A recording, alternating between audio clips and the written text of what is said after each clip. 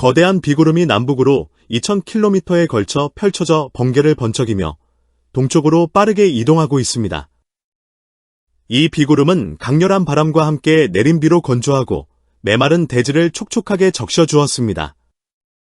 비가 그친 후 서쪽에서 고기압이 서서히 다가오면서 맑고 청명한 하늘이 펼쳐질 전망입니다.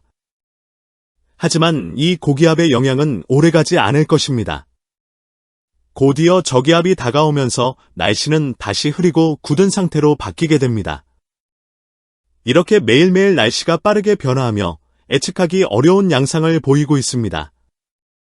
5월 1일 목요일, 전국에서 가장 높은 기온을 기록한 곳은 경상북도 포항시 기계면으로 최고 기온이 26도에 달했습니다. 이 지역은 낮과 밤의 기온 차이, 즉 일교차가 20.7도로 전국에서 가장 큰 곳으로 기록되었습니다. 봄철에는 일교차가 크기 때문에 외출 시 야른 옷을 여러 겹 껴입는 것이 현명한 선택입니다. 기온 변화에 따라 옷을 쉽게 벗거나 입을 수 있도록 준비하는 것이 좋으며 특히 아침과 저녁에는 겉옷이 필수적입니다. 이제 기상청의 특보 발효 현황을 살펴보겠습니다. 5월 2일 금요일 오전 6시 기준으로 최근 한 차례 많은 비가 내렸음에도 불구하고 건조특보가 모두 해제되지는 않았습니다. 강원도 영동 지역의 건조경보는 해제되었지만 여전히 건조주의보로 전환된 상태입니다. 이번 연휴 기간 동안 여러 차례 비가 내릴 것으로 예상되므로 건조특보는 점차 해제될 가능성이 높아 보입니다. 그러나 동해안 지역에서는 바람이 여전히 강하게 불고 있습니다. 강원도에서 경상북도 동해안에 걸쳐 강풍주의보가 발효 중이며 동해에는 높은 파도로 인해 풍랑주의보가 내려져 있습니다. 5월 2일 금요일 정오 기준 우리나라에 비를 뿌렸던 거대한 비구름은 일본 쪽으로 이동해 일본 열도를 횡단하고 있습니다. 북쪽과 남쪽에는 각각 저기압이 자리 잡고 있으며 이 저기압들이 남북으로 길게 연결되어 있다는 것은 상공의 기압골이 깊게 내려왔음을 의미합니다. 현재 우리나라 남쪽에는 고기압이 자리 잡아 대체로 맑은 날씨를 보이고 있지만 곧 중국 쪽에서 새로운 저기압이 다가오고 있습니다. 이로 인해 날씨는 다시 흐리고 비가 내리는 방향으로 전환될 것입니다. 봄철에는 편서풍이 우리나라 상공을 강하게 지나가며 저기압과 고기압이 서쪽에서 동쪽으로 빠르게 이동합니다. 반면 여름철에는 태평양 고기압이, 겨울철에는 시베리아 고기압이 우리나라 부근에 정체되어 있어 저기압이 자주 통과하지 않습니다.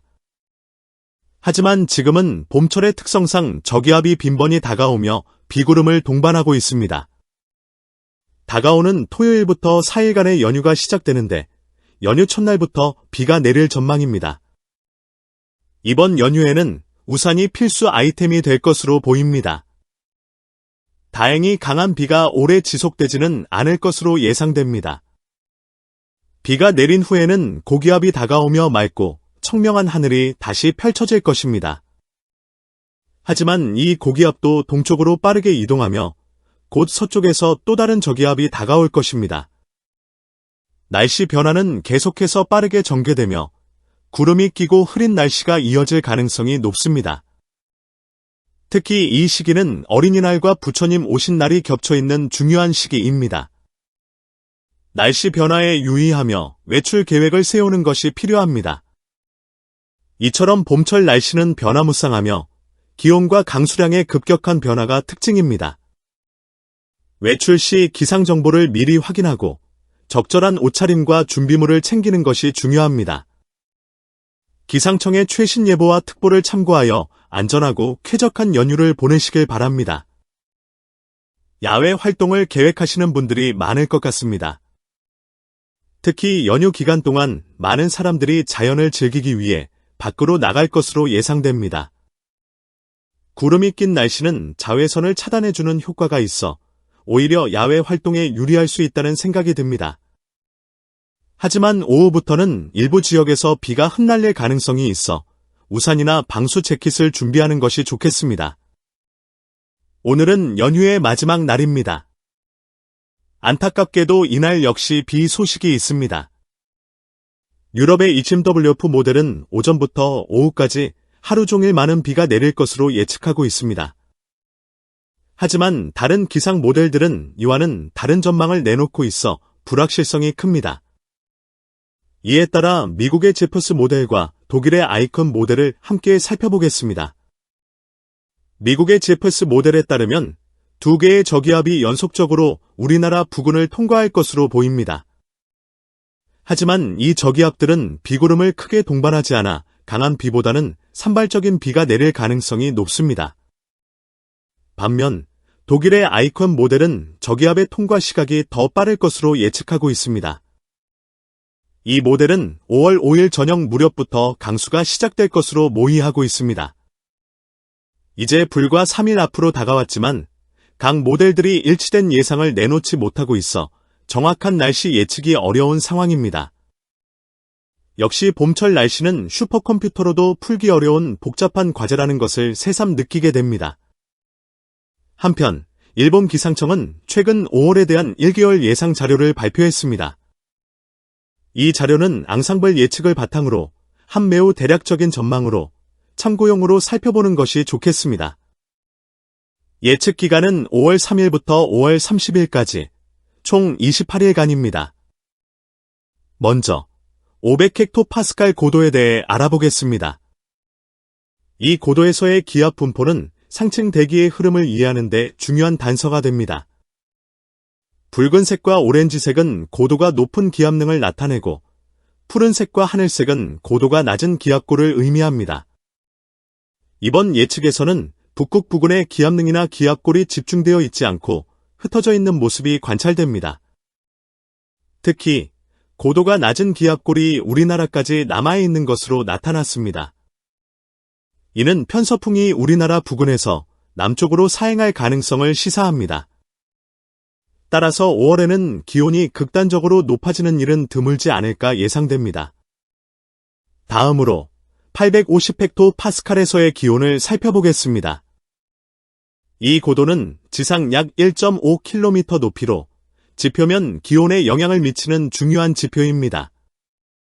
우리나라 주변 지역은 평년에 비해 1도에서 1.5도 정도 높은 기온이 예상됩니다. 하지만 우리나라 자체는 평년 기온을 유지할 것으로 보입니다. 이는 극단적으로 더운 날씨가 나타날 가능성이 낮다는 것을 의미합니다. 이 예측은 앞서 언급한 500헥토파스칼에서 상공기압골이 남하하는 경향과도 일치합니다. 다만 이는 1개월 평균값이라는 점을 유념해야 합니다. 즉, 기온이 높을 때도 있고 낮을 때도 있어 이러한 변동이 상쇄되어 평년 기온이 예상되는 것입니다. 마지막으로 지상 기압 분포를 살펴보겠습니다. 중국 동북부에는 커다란 저기압의 등압선이 나타나고 있습니다. 이는 500헥토파스칼의 상공기압골에 대응하는 지상 저기압으로 해석됩니다. 우리나라를 포함한 동아시아 지역은 대체로 평년에 비해 기압이 낮은 상태가 유지될 것으로 보입니다. 이는 평년보다 저기압이나 습한 공기의 영향을 받을 가능성이 크다는 것을 의미합니다. 특히 저기압 영역이 일본 남쪽까지 이어져 있는 점이 주목됩니다. 평년의 경우 일본 오키나와 부근에서는 5월 10일경부터 장마가 시작됩니다. 따라서 이번 예측은 남쪽에서부터 비의 계절, 즉 장마가 서서히 다가오고 있음을 암시한다고 볼 수 있습니다. 결론적으로 이번 5월은 기온이 극단적으로 높지 않고 평년 수준을 유지하며 저기압의 영향으로 비가 자주 내릴 가능성이 높습니다. 특히 연휴 마지막 날과 그 이후의 날씨는 변동성이 크므로 최신 기상 정보를 확인하며 야외 활동을 계획하는 것이 중요하겠습니다.